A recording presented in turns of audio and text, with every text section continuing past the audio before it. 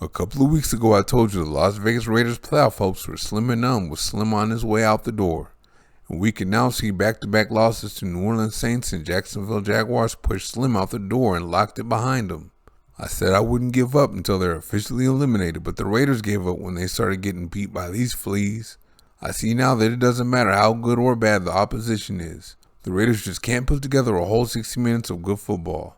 This loss to the Jaguars is their 6th one-score loss and their third lead of 17 points or a little more that they gave up to go on to lose the game. That's coaching. The Raiders brought Josh McDaniels aboard to drive their train, and he has absolutely wrecked it. Patrick Graham is the defensive coordinator and co-pilot that helped wreck the train. Last year under Gus Bradley, the defense was ranked number 14 in yards and number 26 in points. This year the Raiders are even worse. They're number 28 in both yards and points. Oh, but they're better in the red zone. The Raiders were dead last year, and they're number 31 now. What an improvement. You gotta be able to get after the quarterback in the NFL, and the Raiders were number 20 in sacks last year. This year they're dead last in the NFL despite edge rusher Max Crosby's presence. Coordinators have the most influence over personnel, and Graham hasn't done himself any favors there. Edge rusher Yannick Ngakoue was traded, and Chandler Jones was given big money to be on the opposite edge of Crosby. Interior defensive lineman Bilal Nichols hasn't done anything either, while they wouldn't even give Darius Fallon a chance after his performance down the stretch last year. Another thing that's crazy is the Raiders let Nicholas Morrow walk in free agency, and they don't have a will that can cover. I heard they tried to trade for him at the deadline though. Is quarterback Derek Carr the perfect quarterback? Of course he isn't, but you have to wonder why he and the offense are getting worse this year. A big part of it is McDaniels hasn't changed as much as he says he has. Sure, he may treat his players a little better than he used to, but he's still a control freak. Carr's been watching NFL film since he was 12, so he has a good feel for what the defense is doing and gets the Raiders into the right play accordingly. But Carr's not allowed to do that with McDaniels. It came out recently that Carr goes to the line with one play and a play he can check into. So no matter what the defense does, he only has one more option he can check into. Carr is at his best when checking into plays at the line. Remember his game-winning touchdown pass against the Baltimore Ravens last year? He checked into that. Carr is clutch with 31 fourth-quarter comebacks and game-winning drives. This year he's been in that situation 6 times and he has none. Before McDaniels' arrival, Carr was 39-24 in one-score games. This year he's 0-6. McDaniels has made Carr worse, and he's not the only one. Davante Adams is the best receiver in the NFL, and McDaniels is the only one that stops him. Teams design defenses specifically to stop him, but they've been doing that for a long time and he's still produced. So McDaniels needs to stop with that defense is doing things to take him away crap. This year he has 1 game with 95 yards, 4 games over 100 yards, and 2 games over 140 yards. So he can get Adams the ball when he wants to.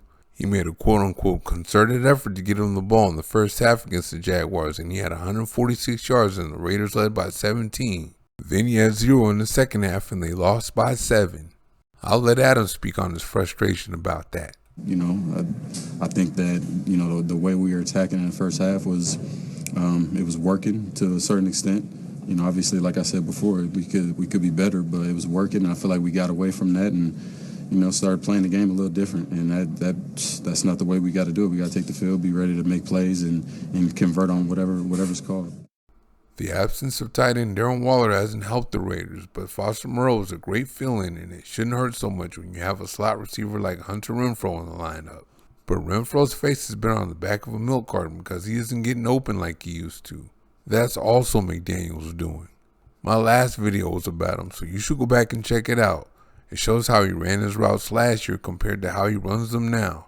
When former head coach John Gruden started letting him run his routes his way, he started balling.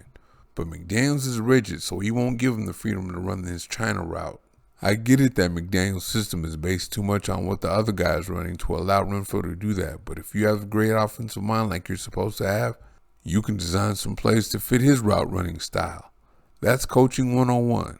I've never seen a system win a game, but I've seen plenty of players win games. Renfrow is a playmaker, so McDaniels needs to try to meet him halfway or something. It ain't like his way or the highway is working anyway.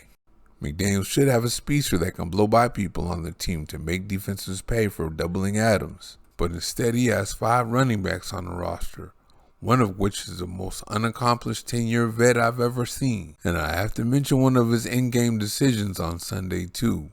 He threw the ball 3 times in a row when he had 2 yards to go for a first down. I know it was at the end of the game and time is an issue, but you lose the game much faster by turning the ball over on downs than you do letting the clock run out in that situation. Surprise onside kicks and going for it on 4th down on your side of the 50 early in the game aren't good ideas either. And I don't think another coach in the NFL has tried half the trick plays that McDaniels has already this season. I think he's trying too hard to make that play call or that coaching decision that ultimately wins the game. He's trying to prove himself worthy, but it's backfiring.